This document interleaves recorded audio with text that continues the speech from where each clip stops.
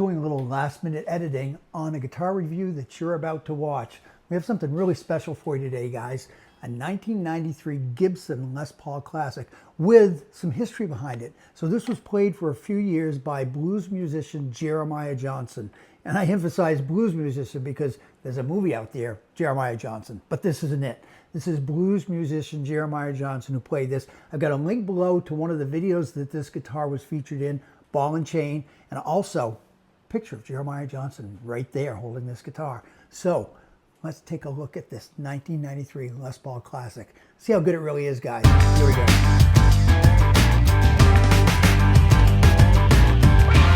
Hey everybody, welcome to Dad's Guitar, episode number 32.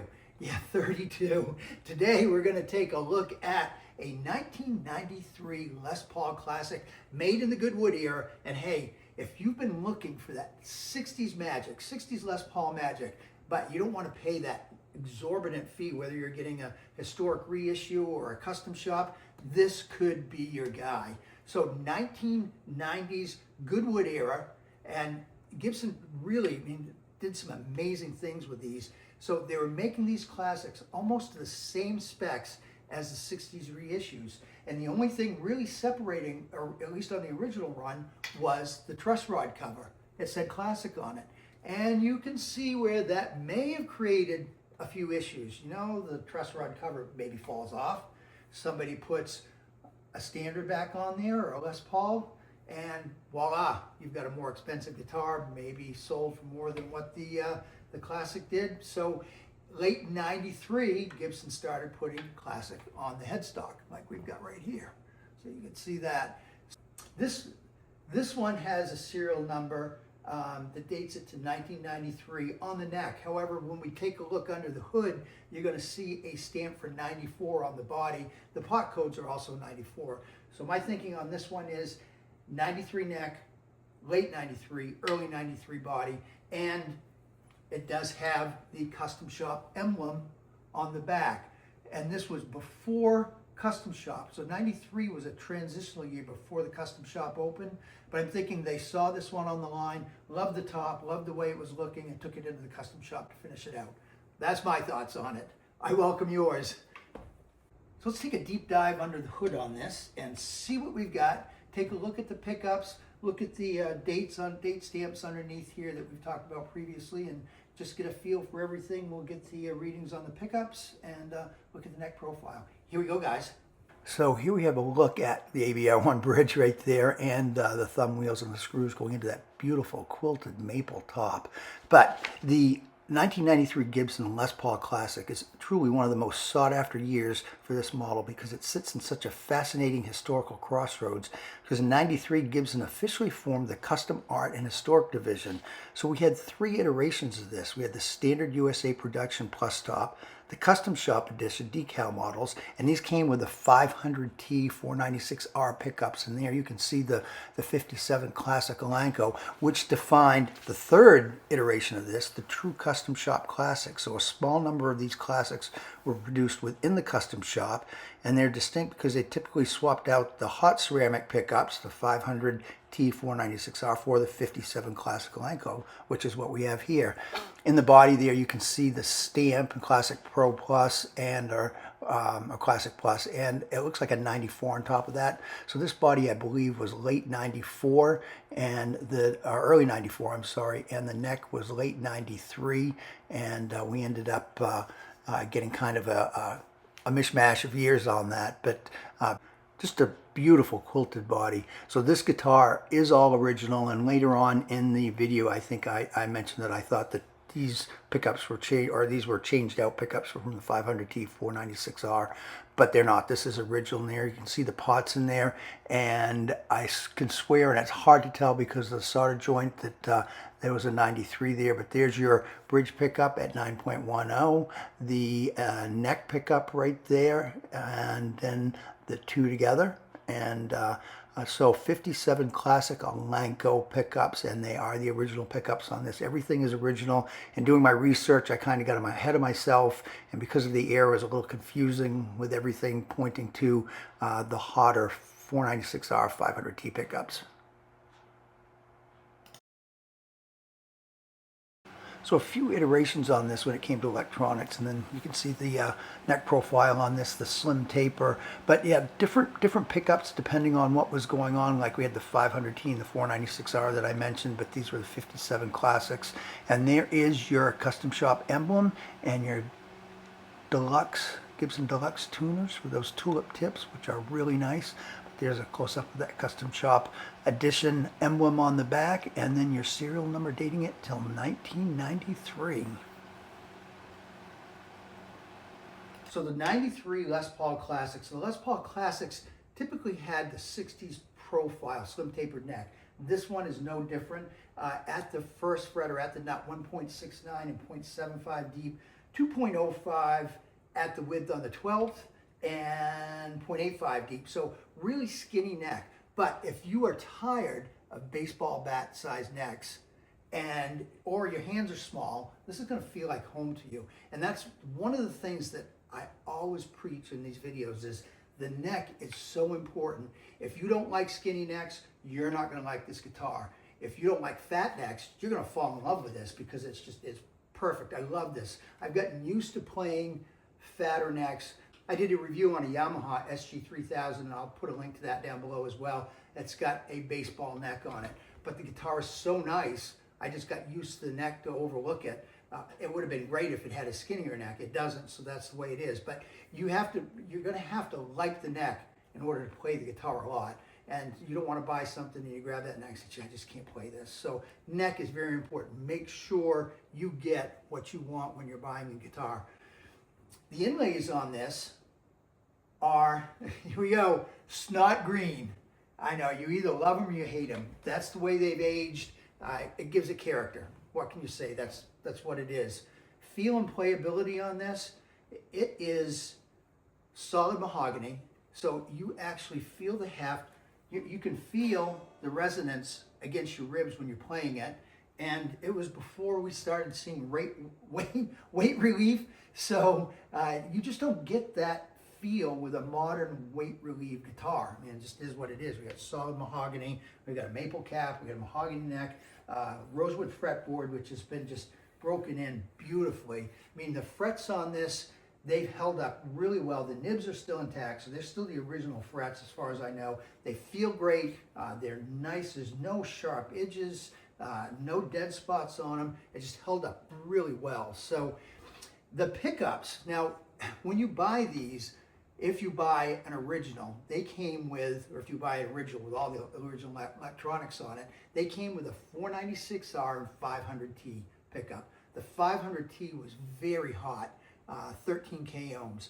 496 I think was 8, 9 in that range. But so a lot of people bought these and took them out and put PAFs in, which is unfortunately what happened with this one. And this is going to create a spin-off. Actually, I'm going to do another video on this guitar comparing the PAFs with the 500T and 496R pickups. So stay tuned for that one. That'll be a few down the line, but yeah, stay tuned for that and we'll see what the difference is between the two. So these are in the 8.5 range, so big difference between 13.9 or 13.5 or whatever the 500T is.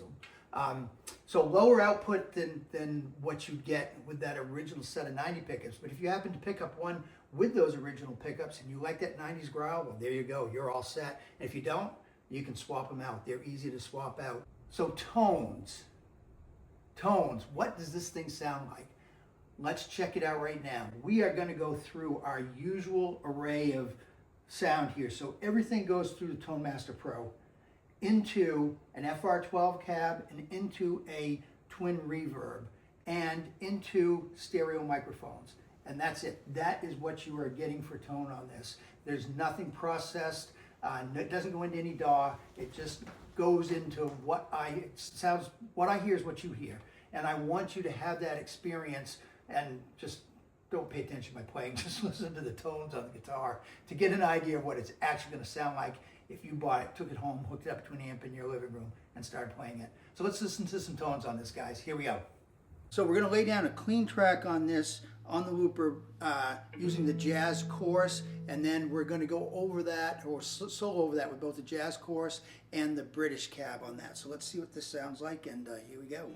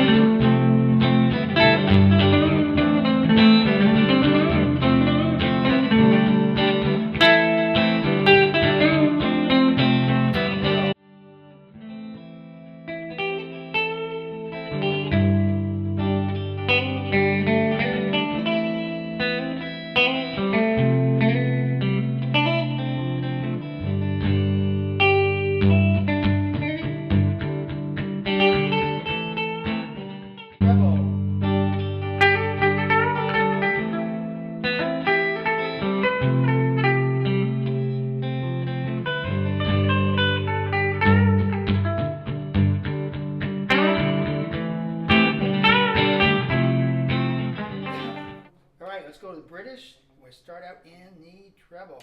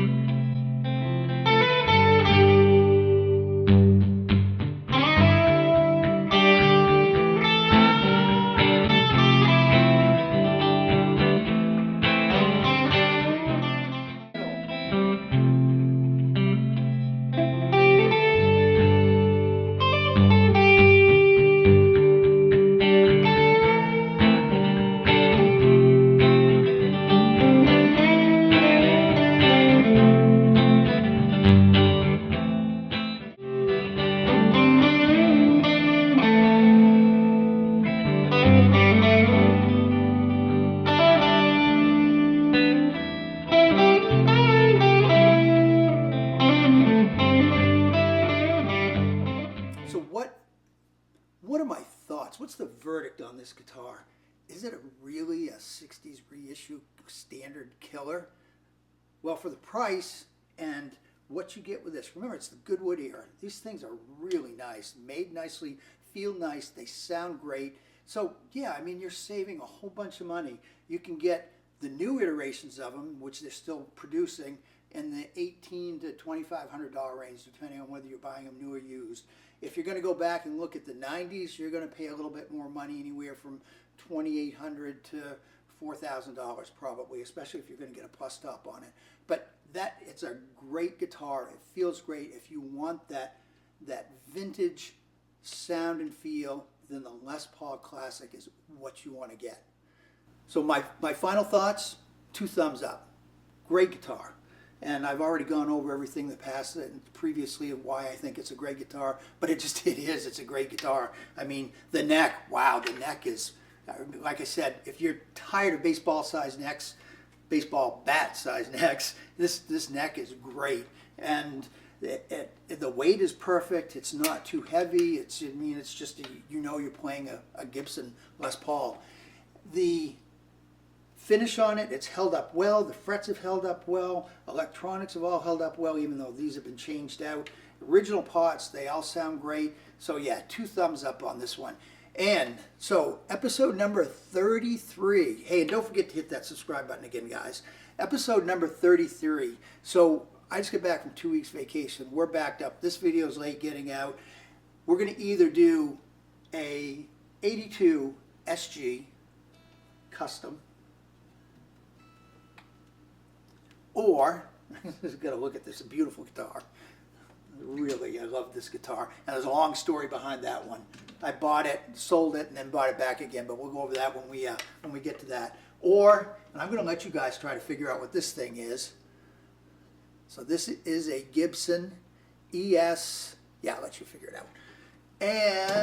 Or a vintage Epiphone with a bird's eye top. So those are the 3 that we may look at. I'm thinking I'm going to do the Epiphone first, but we'll see. You'll have to stay tuned for episode number 33 to check it out. I hope this helped you out with your guitar decisions, guys. That's what this show's about. And yeah, have a great day.